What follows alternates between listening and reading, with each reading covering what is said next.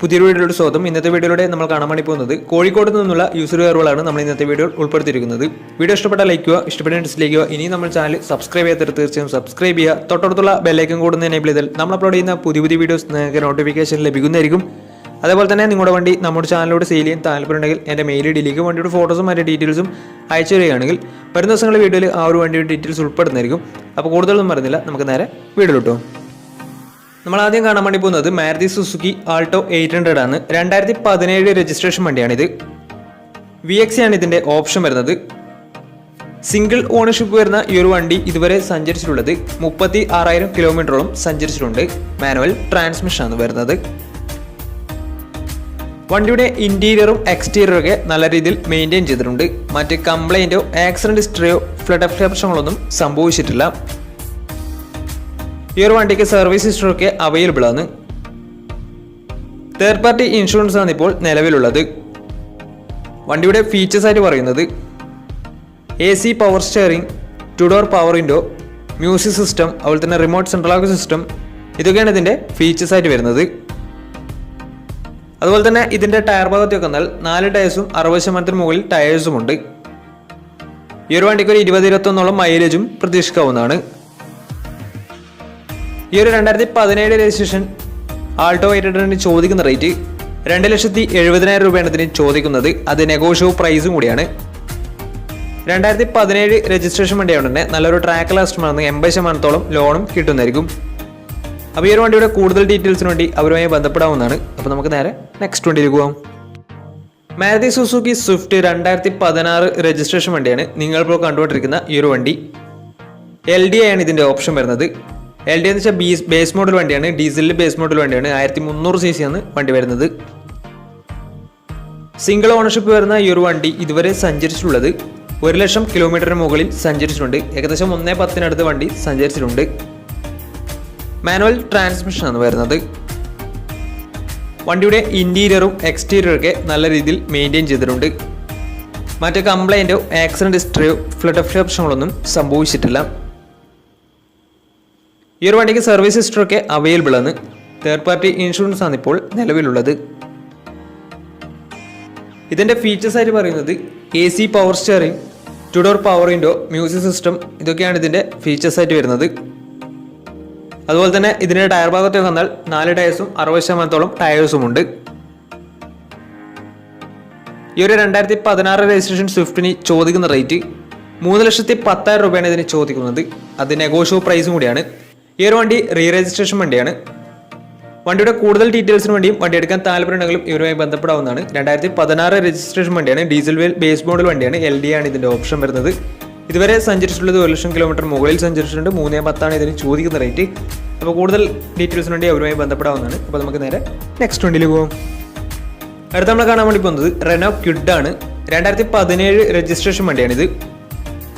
RXL എന്ന് പറയുന്ന ഓപ്ഷനാണ്. 800 cc ആണ് വണ്ടി വരുന്നത്. പെട്രോൾ വേരിയൻ്റ് ആണ് വണ്ടി. സിംഗിൾ ഓണർഷിപ്പ് വരുന്ന ഈ ഒരു വണ്ടി ഇതുവരെ സഞ്ചരിച്ചിട്ടുള്ളത് 44,000 കിലോമീറ്ററോളം സഞ്ചരിച്ചിട്ടുണ്ട്.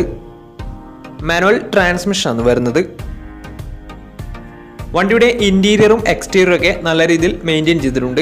മറ്റ് കംപ്ലൈൻറ്റോ ആക്സിഡന്റ് ഹിസ്റ്ററിയോ ഫ്ലഡ് പ്രശ്നങ്ങളൊന്നും സംഭവിച്ചിട്ടില്ല. ഈ ഒരു വണ്ടിക്ക് സർവീസ് ഹിസ്റ്ററൊക്കെ അവൈലബിൾ ആണ്. ഇതിൻ്റെ ഫീച്ചേഴ്സ് ആയിട്ട് പറയുന്നത് AC power steering, music system, ഇതൊക്കെയാണ് ഇതിൻ്റെ ഫീച്ചേഴ്സ് ആയിട്ട് വരുന്നത്. അതുപോലെ തന്നെ ഇതിൻ്റെ ടയർ ഭാഗത്തേക്ക് വന്നാൽ 4 ടയേഴ്സും പുതിയ ടയേഴ്സാണ് വരുന്നത്. ഏകദേശം 19-20 മൈലേജ് പ്രതീക്ഷിക്കാവുന്നതാണ്. ഈ ഒരു 2017 രജിസ്ട്രേഷൻ റെനോ ക്വിഡിന് ചോദിക്കുന്ന റേറ്റ് 2,30,000 രൂപയാണ് ഇതിന് ചോദിക്കുന്നത്. അത് നെഗോഷ്യബിൾ പ്രൈസും കൂടിയാണ്. 2017 രജിസ്ട്രേഷൻ വണ്ടിയായതുകൊണ്ട് തന്നെ വണ്ടിക്ക് ലോണും കിട്ടുന്നതായിരിക്കും. നല്ലൊരു ട്രാക്ക് ലാസ്റ്റ് വന്ന 80% മുകളിൽ ലോണും കിട്ടുന്നതായിരിക്കും. അപ്പോൾ ഈ ഒരു വണ്ടിയുടെ കൂടുതൽ ഡീറ്റെയിൽസിന് വേണ്ടി അവരെയും ബന്ധപ്പെടാവുന്നതാണ്. 2017 രജിസ്ട്രേഷൻ വണ്ടിയാണിത്. പെട്രോൾ വേരിയൻ്റ് ആണ്. RXL എന്ന് പറയുന്ന ഓപ്ഷനാണ്. 800 cc ആണ് വരുന്നത്.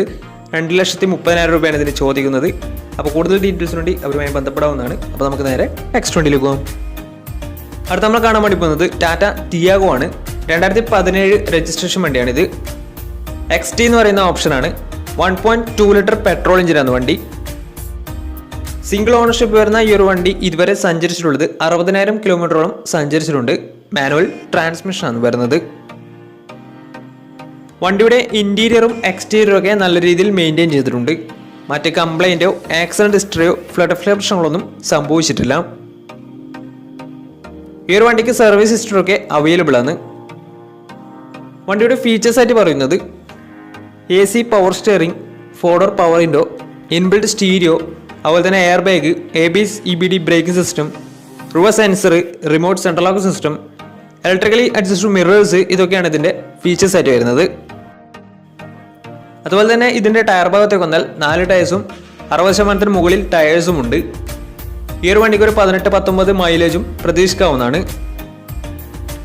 ഈ ഒരു 2017 രജിസ്ട്രേഷൻ ടിയോഗക്ക് ചോദിക്കുന്ന റേറ്റ് 3,40,000 രൂപയാണ് ഇതിന് ചോദിക്കുന്നത്. അത് നെഗോഷ്യബിൾ പ്രൈസും കൂടിയാണ്.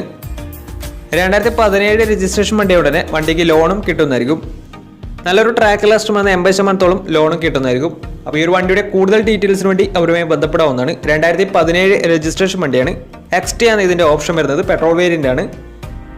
3,40,000 രൂപയാണ് ഇതിന് ചോദിക്കുന്നത്. അത് നെഗോഷ്യബിൾ പ്രൈസും കൂടിയാണ്. അപ്പോൾ വണ്ടിയുടെ കൂടുതൽ ഡീറ്റെയിൽസ് അറിയുന്നതിന് അവരുമായി ബന്ധപ്പെടാവുന്നതാണ്. അപ്പോൾ നമുക്ക് നേരെ നെക്സ്റ്റ് വണ്ടിയിലേക്ക് പോകാം.